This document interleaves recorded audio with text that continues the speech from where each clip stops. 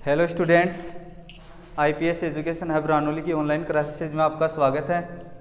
Last video तक हमने समांतर श्रेणी की एक्सरसाइज 5.2 का क्वेश्चन नंबर 1 हल कर लिया है। अब हम चलते हैं क्वेश्चन नंबर 2 पर। तो देखो क्वेश्चन नंबर 2 क्या है अपना। क्वेश्चन नंबर 2 देखो, क्वेश्चन नंबर 2 है कि हल कीजिए। अब आपको हल करना है। अब देखो इसमें भी कितने पार्ट है। इसका पहला पार्ट है क्वेश्चन नंबर 2 का, क्या बोल रहा है कि समांतर श्रेणी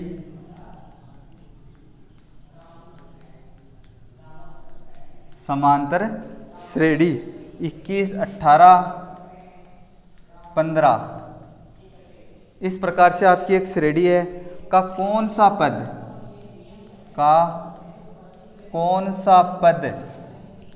-81 है, का कौन सा पद -81।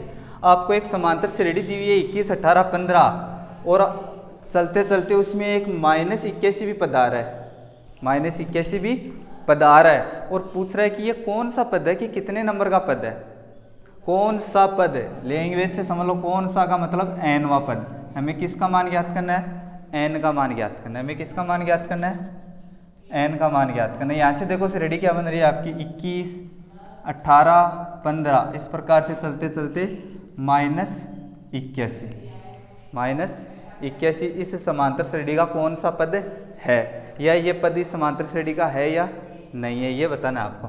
तो इसमें देखो a का मान तो कितना है 21, d का मान दूसरे पद में से प्रथम पद को घटा दो तो 18 में से 21 को घटाएंगे तो कितना आएगा -3। कितना आएगा -3।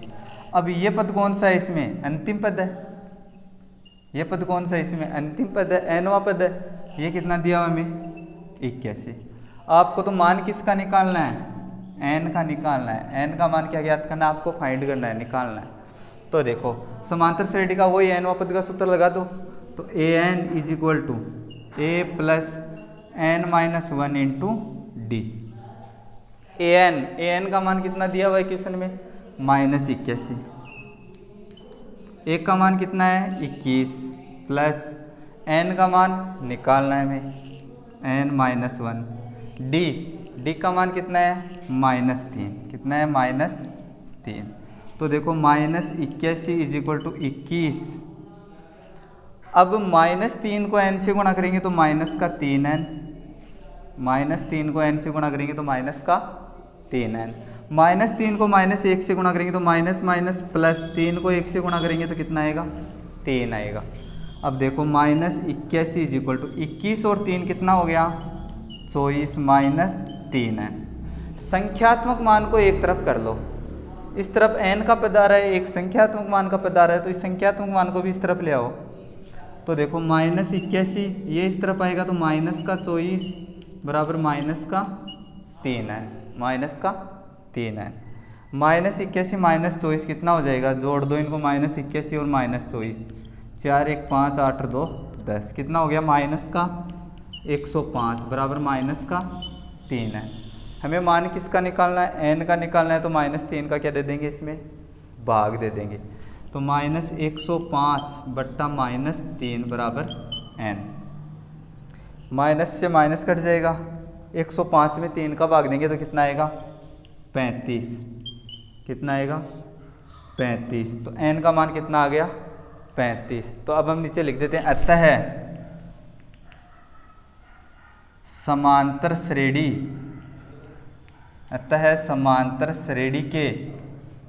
का 35वां पद -81 है। समांतर श्रेणी का 35वां पद कितना है -81 है। यह था अपना क्वेश्चन नंबर 1 इसका। अब हम चलते हैं क्वेश्चन नंबर 2 पर। तो देखो क्वेश्चन नंबर 2, क्वेश्चन नंबर 2 को भी आपको इसी प्रकार से हल करना है। तो देखो क्वेश्चन नंबर 2 क्या है। क्वेश्चन नंबर 2 है कि समांतर श्रेणी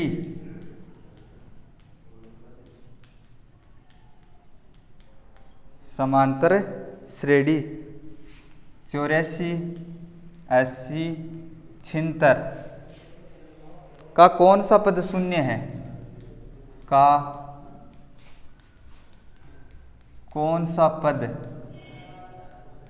शून्य है, का कौन सा पद शून्य है। समांतर श्रेणी दी हुई है का आपको पूछ रहा है कि कौन सा पद शून्य होगा। इस श्रेणी में एक शून्य का पद आएगा, पूछ रहा है कि वो शून्य का पद कौन सा पद है, कितने नंबर का पद है। तो देखो इसका सॉल्यूशन, समांतर श्रेणी की आपकी 84, 80, 76 इस प्रकार से चलते चलते आपका पद कौन सा आएगा, शून्य का पद आएगा। कौन सा पद आएगा, शून्य का। हम मान लेते हैं कि ये कौन सा पद है, शून्य, एनवा पद है। कौन सा पद है, एनवा पद है। तो एक का मान तो कितना है 84, डी का मान 80 माइनस 84, दूसरे पद में से प्रथम पद को घटा दो, कितना आएगा -4। अब अंतिम एनवा पद हमने मान रखा है कि शून्य है ही है भाई, अंतिम पद ही है शून्य, और एन का मान हमें निकालना है। किसका मान हमें निकालना है, एन का मान हमें निकालना है। तो देखो A N is equal to A plus N minus 1 into D. A N का तो मान कितना है, शून्य है, एक का मान कितना है 84 है, प्लस एन का मान हमें निकालना है, डी का मान कितना आ रहा है हमारे पास में -4 आ रहा है। तो 0 इज इक्वल टू 84, -4 को n से गुणा करेंगे तो -4n, -4 को -1 से करेंगे तो +4, +4 आएगा। तो अब देखो 0 इज इक्वल टू 84, 4 कितना हो गया 88, -4n। इस 4n को हम इस तरफ लेकर आते हैं तो 4n इस तरफ आगे प्लस का हो जाएगा। तो 4n इज इक्वल टू 88। हमें तो मान किसका निकालना है, n का निकालना है। किसका निकालना है, n का निकालना है। तो 4 का क्या दे देंगे, 88 में भाग दे देंगे। तो n इज इक्वल टू 88/4। तो 88 में 4 का भाग देंगे तो कितना आएगा 22। कितना आएगा 22। तो हम लिख देते हैं अतः समांतर श्रेणी का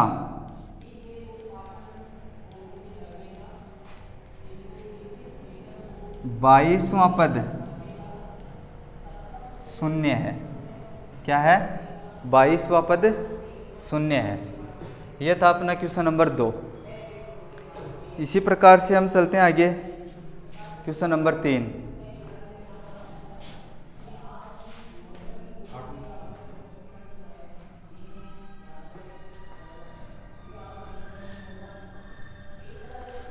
तो देखो क्वेश्चन नंबर 3 क्या है। क्वेश्चन नंबर 3 है कि क्या संख्याओं के अनुक्रम, क्या संख्याओं के अनुक्रम, क्या संख्याओं के अनुक्रम 5, 11, 17, 23, 5, 11, 17, 23 का कोई पद 301 है, का कोई पद 301 है। हमें यह पूछ रहा है कि क्या कोई पद 301 है।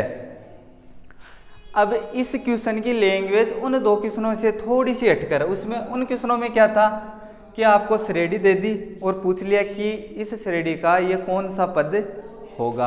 अब इसमें क्या संख्याओं की क्या नाम क्या देते हैं, यहाँ पर क्या देते हैं, समझ लो कि 301 इस श्रेणी का पद हो भी सकता है, नहीं भी हो सकता है। तो देखो जरूरी नहीं है कि 301 इस श्रेणी का कोई पद हो ही, इस श्रेणी का 301 पद नहीं भी हो सकता है। तो देखो प्रथम पद 1 का मान तो कितना दिया हुआ है हमें 5, सार्वंतर डी निकाल लेते हैं, दूसरे पद में से प्रथम पद को घटाते हैं तो 11 में से 5 को घटाएंगे तो कितना आएगा 6, सार्वंतर आ गया। तो माना ए एन इज इक्वल टू कितना है 301 है। माना ए एन इज इक्वल टू क्या है 301 है और एन का मान हमें ज्ञात करना है। तो देखो समांतर श्रेणी के एनवां पद ज्ञात करने के सूत्र से A N is equal to A plus N minus 1 into D. A N का मान हमने माना है कितना 301, एक का मान 5 प्लस एन का मान हमें निकालना है, डी का मान कितना आ रहा है अपने पास में 6, कितना आ रहा है 6। तो 301 बराबर 5 प्लस 6 को n से गुणा करेंगे तो कितना आएगा 6n 6 को -1 से गुणा करेंगे तो कितना आएगा माइनस का 6। तो 301 बराबर 5 - 6 कितना आएगा माइनस का 1 आएगा प्लस 6n।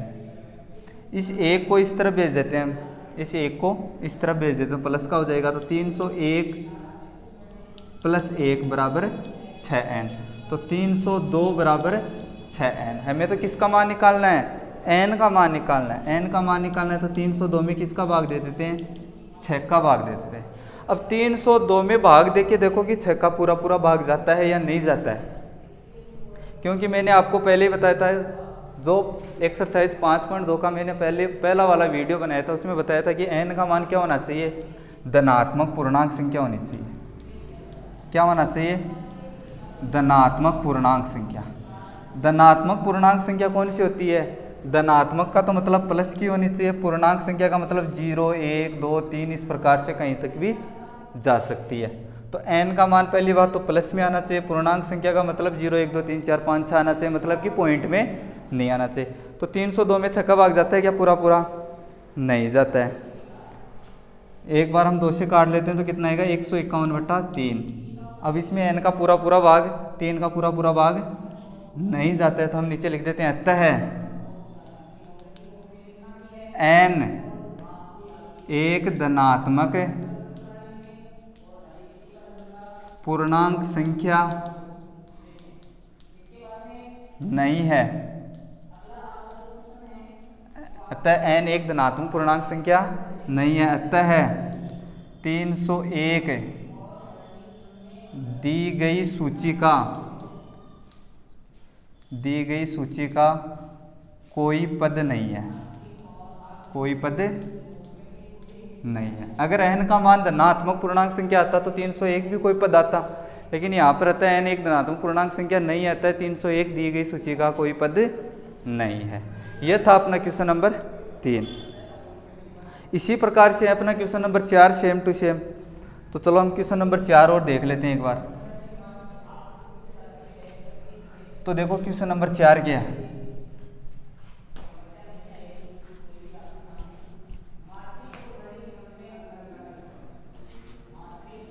क्वेश्चन नंबर 2 का क्वेश्चन नंबर 4 है, जो लास्ट क्वेश्चन है क्वेश्चन नंबर 2 का। क्या समांतर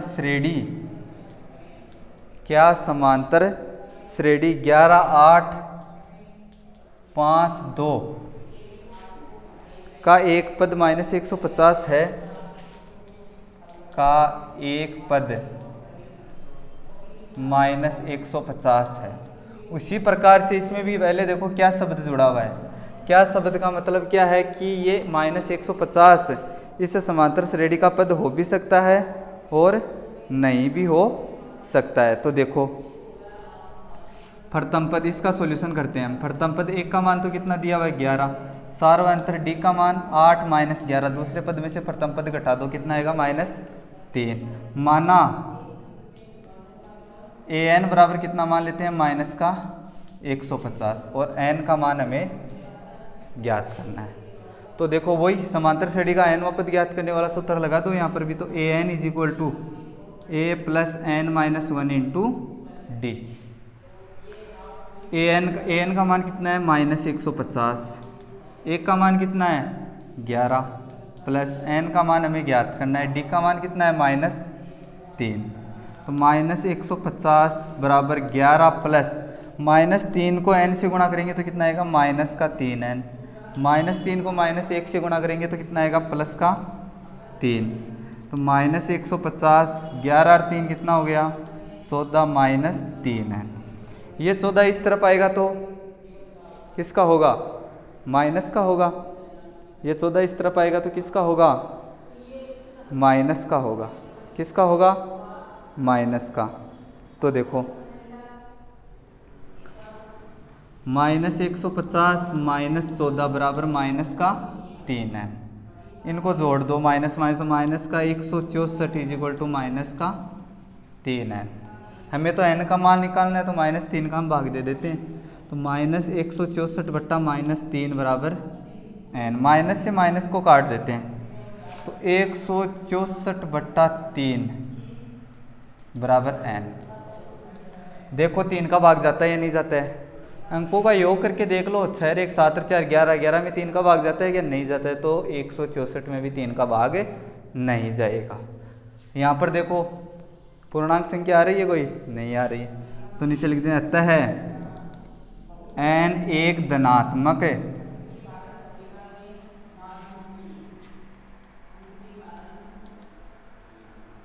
n एक धनात्मक पूर्णांक संख्या नहीं है। n एक धनात्मक पूर्णांक संख्या नहीं है। अतः -150 दी गई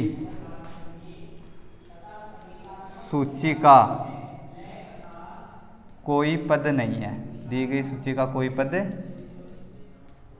नहीं है। दी गई सूची का कोई पद नहीं है। यह था अपना क्वेश्चन नंबर 4। क्वेश्चन नंबर 2 में 4 क्वेश्चन थे, चारों क्वेश्चन हमने हल कर लिया। इस टाइप का अगर कोई और भी क्वेश्चन हो तो आप इसी प्रकार से क्या कर सकते हो, हल कर सकते हो। यह था अपना क्वेश्चन नंबर 4।